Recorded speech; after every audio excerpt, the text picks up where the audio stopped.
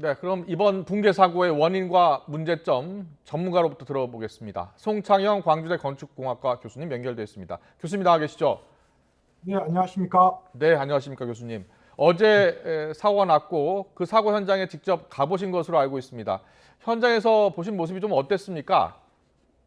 어제와 오늘 2회에 걸쳐서 갔다 왔고 예, 또 세계 도면이라든가 또 추가 영상들을 보면서 건설 기술인의 한 사람으로서 굉장히 참담하고 정말 부끄럽다고 생각합니다. 네, 우리나라의 일군 건설업체에서 이런 일이 발생했을까라고 믿기지가 않습니다. 네. 예, 원인에 대해서는 조금 이따가 더 자세히 여쭤보도록 하고요. 일단 지금 인명 수색이 돼야 되는 상황인데 추가 붕괴 우려가 있습니다. 현장에서 보시니까 좀 어떠셨습니까?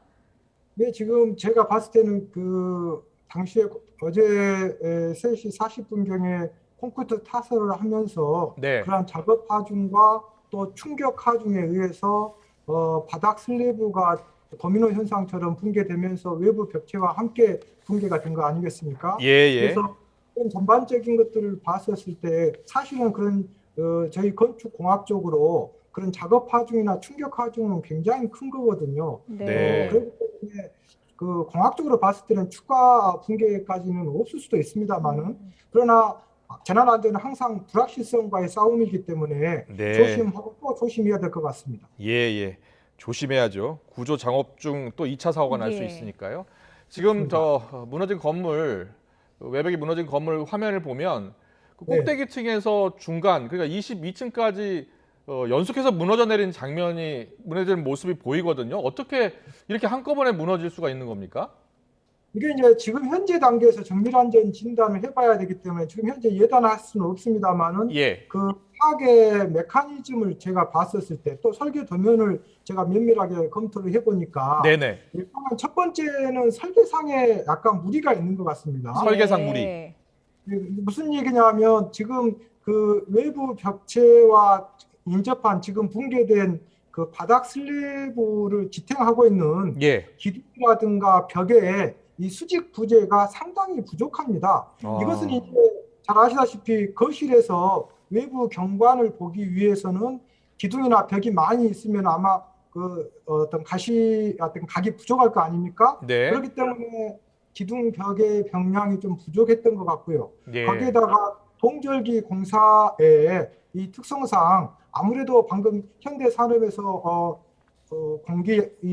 공사 기간이라든가 양생에는 문제가 없었다라고 하지만 어찌됐건 지금 파괴 메커니즘을 보면 동절기 공사로 인해서 이 동절기에는 콘크리트 강도가 발현이 잘 안 되거든요. 특히 어제 예. 같은 경우는 영하 3도씨 정도 됐습니다. 그렇기 때문에 저희들이 이 동절기 공사는 평균 온도로 한 것이 아니라 최저 온도로 하기 때문에 영하 3도씨에서 상계층을 예를 들어서 온풍기라든가 고체 연료를 이용해서 굉장히 따뜻하게 이렇게 보양 양생을 충분히 했어야 됨에도 불구하고 지금 예. 파괴 메커니즘이 현대 산업에서는 공기라든가 양생에 문제가 없다라고 하지만 네. 실제로 실무에서 봤었을 때 제가 한 20여 년 동안 안전진단 업을 하다가 대학으로 왔거든요. 그런데 실제로 지금 파괴 메커니즘을 보면 건물의 내부 붕괴가 있는 것이 아니라 외부의 연한 부분이 붕괴가 되고 있지 않습니까? 네. 네네. 똑같이 온풍을 했다 하더라도 내부는 잘 양생이 되지만 어. 영하 온도로 떨어져 있는 외부는 아무래도 양생이 덜 되기 때문에 강도에 그렇겠군요. 문제가 있었을 거라고 저는 판단하고 있습니다. 예, 예. 예. 이 아파트의 경우에는 올해 11월 완공 예정인데 이 완공 일자를 맞추기 위해서 눈이 오나 비가 오나 했다고 하거든요. 콘크리트 타설 작업이나 공사를요. 이런 것들도 좀 영향을 미쳤을 가능성이 있겠습니까? 글쎄 이제 전반적으로 11월 정도에 지금 준공 예정이라고 제가 알고 있는데 예. 글쎄 그다지 지금 속도전을 할 필요가 저는 없었다라고 저는 생각이 듭니다. 예, 그럼에도 예. 불구하고 파괴 이 메커니즘을 보면 네네. 그 콘크리트 보양 양생이 안 됐고 그런 양생이 안 된 것에 대해서 지금 이게 시스템 거푸집 공법이거든요. 네. 그러니까 네.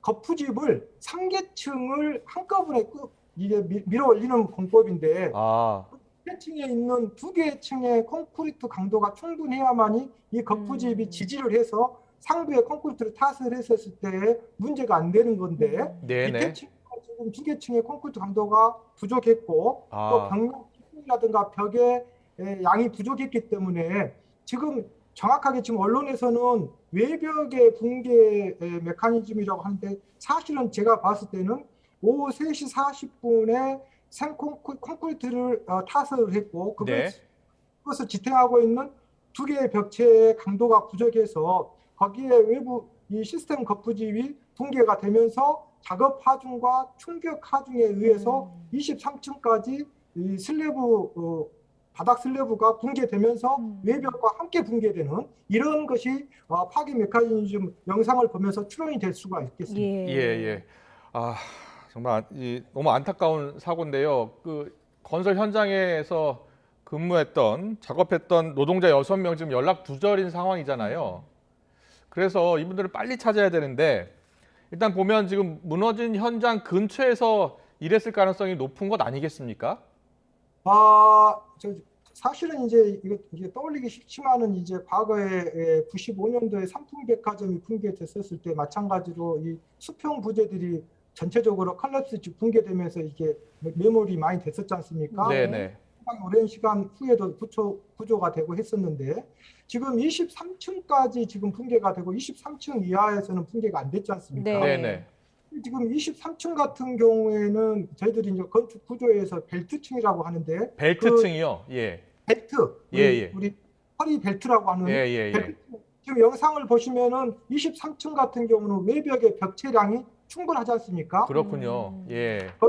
거기는 왜 그러냐면 이제 피난 안전 구역이기 때문에 병량이 충분하기 때문에 슬래브 거푸집을 지탱하고 있는 병량이 충분하기 때문에 아마 컬랩스가 붕괴가 안 된 것 같습니다. 예. 거푸집을 통해서 쌓아 올라가는데 3개층씩 쌓아 올라가는데 충분히 이 콘크리트가 굳지 않았고 그러면서 최상층에서 무너져 내린 그 하중을 견디지 못해서 계속 무너져 밑으로 내려갔다 이런 말씀이시죠? 네네네. 예, 그 작업자들 같은 경우에는 뭐 알려진 바에 따르면 28층과 29층에서 소방 설비 작업을 하고 있었고 또 31층에서 34층 사이에 창호 작업을 하고 있었던 노동자들이 있었다 이렇게 이야기를 하고 있거든요. 그렇다면 지금 연락이 두절된 상태니까요. 어디쯤에 어떻게 좀 구조를 해야 되는지 지금 그게 가장 관심사거든요. 맞습니다. 이게 근데 지금 이제 제가 만약에 이제 이것을 제가 조은영 구단하고 바둑을 둬도 제가 이길 수 있다라는 것은 복귀를 하면 이길 수 있는 거지 않습니까? 지금 이러한 붕괴가 예측이 미연이 됐다라고 하면 동절기 공사의 특성상 지금 이런 수평 부재, 특히 지금 그 바닥 슬래브에 대한 수직 부재 지탱하고 있는 기둥이나 벽량이 지금 굉장히 도면상에서 부족하고 그다음에 기둥이나 벽 자체가 작은 상태에서 동절기의 강도도 조금 부족하고 이런 것들이 복합적으로 지금 이루어지는 거 아니겠습니까? 자, 그렇다면 당연히 동절기 공사에 있었을 때 현장 경험이 있는 관계자라면 수평 그 바닥 슬래브 밑에 철제 봉발이 서포터를 더 오랫동안 전치를 시켜줬어야 됨에도 불구하고 지금 벌조 공사가 끝나고 후속 공정인 창호 공사라든가 설비 공사를 하려면 이 건설 현장에서 철제 서포트가 많이 있으면 공사하기가 불편할 거 아닙니까? 그렇기 때문에 이 철제 서포트를 너무 빨리 또 철거를 한 것은 아닌가 이런 것도 파괴 메커니즘으로 저희들이 추론할 수가 있는 거고 있죠. 네. 어떻게 해서든지 이 건물 구조를 잘 아는 전문가와 구조대가 함께 들어가는 게 지금 중요할 것 같은데 일단 추가 붕괴 우려로 현지에서 기자가 전해주기로는 드론과 구조견이 수색 작업을 벌이고 있다고 하거든요. 구조대는 언제쯤 어떤 상황에서 들어가야 될 것으로 보십니까? 이게 이제 그 검의 양날인데요. 지금 이것을 일단 안전이 충분히 확보가 된 다음에 우리가 또 2차, 3차 사고가 일어나면 안 되지 않습니까? 그렇기 때문에 이런 부분들은 굉장히 크리티컬한 부분인 것 같습니다.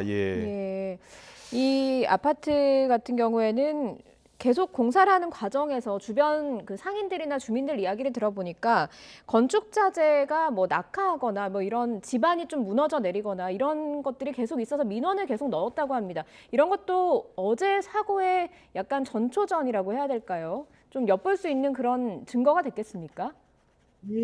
저희들이 재난 안전을 얘기할 때 청설하라고 자꾸 얘기를 합니다. 그러니까 쌀인문 밖에 한방 눈이 내리는 소리도 듣는다는 자세로 어떤 민원인들의 이런 작은 얘기도 정말 헛기침을 천둥처럼 받아가지고 이걸 반영을 했어야 되는데 너무 무감각했던 것 같고요. 저는 지금 이런 굉장히 분노하고 화가 나는 것이 지금 현재 건설 현장의 현장 근로자들의 기술 수준이라든가 경험이 과거의 우리 근로자들보다 조금 사실은 정확한 팩트는 좀 좀 떨어져 있는 상태입니다. 이유는 예.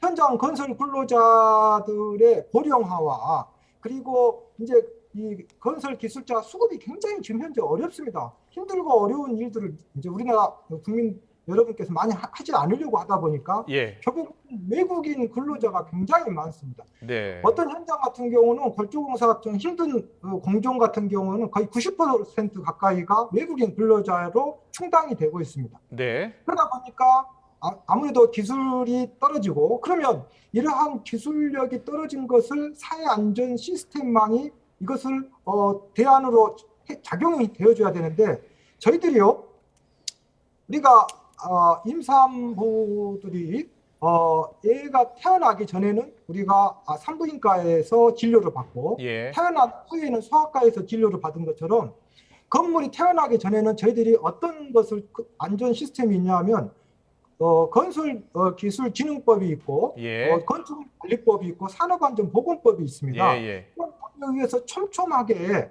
안전관리 계획이 적절한지 또 안전점검을 통해서 이런 현장의 붕괴를 미연에 예측할 수 있어야 되겠고 또 건축 구조 기술사로 하여금 구조 감리를 통해서 현장에서 정말 책임 있고 전문가가 현장에 방문해가지고 이런 것들을 미리 예측해가지고 네. 컨설팅을 해야 되는데 예. 이번 현장을 보면 과연 이런 안전진단기관이라든가 구조기술자들이 제대로 크로스 체크를 하고 정말 매우 눈으로 정말 그냥 눈을 부릅뜨고 이것을 확인했는 것인지 네, 이것을 네. 반드시 확인해가지고 책임자 처벌까지도 반드시 해야 될 것 같습니다. 예. 알겠습니다. 마지막으로요.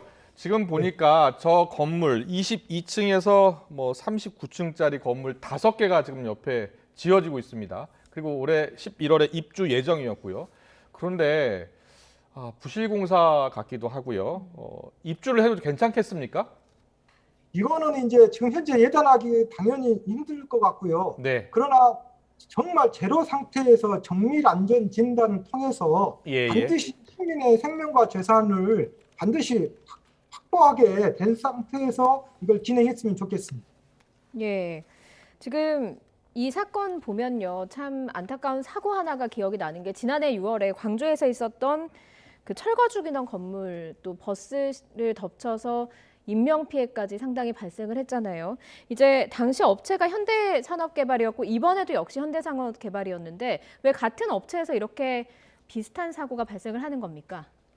이제 이거 어떻게 보면 이제 현대산업개발 측면에서 봤을 때는 정말 좀 억울하고 오비 일학, 즉 까마귀 날자 배 떨어진 경우로 얘기할 수도 있습니다만은 제가 이 YTN 인터뷰하면서 자꾸 얘기하지만 재난관리는 소일고 외양간을 확실히 고치는 것에서부터 시작한다라고 했지 않습니까? 예. 그러면 몇 개월 전에 그렇게 후진국형 재난사고가 있었다면 전사적으로 재난안전에 대해서 진정성 있고 전문성을 고도화해서 과학적이고 항구적인 어떤 대책을 수립했어야 되는데 네. 이런 것이 굉장히 부족했다고 생각합니다. 예. 알겠습니다. 지금 일단 사고가 왜 났는지부터 네. 제대로 분석을 해야 되겠고요. 무엇보다도 현재까지 연락이 끊긴 6명의 근로자들, 우리 노동자들 빨리 생還소식이 전해졌으면 좋겠습니다. 지금까지 송창영 광주대 건축공학과 교수와 함께했습니다. 잘 들었습니다. 고맙습니다.